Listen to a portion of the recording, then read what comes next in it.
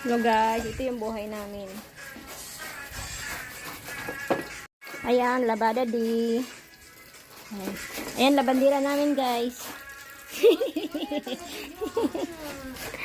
Ayan yung bata guys, lumaya sa labas. Napagod na ako guys, alam niyo ba yan? Ha? Yung kamay ko, sugat-sugat na. Yung maliit kong kamay, nasugat na. Oy, umuwi ka dito bata! Yun guys, yung bata namin guys. Ayan siya guys.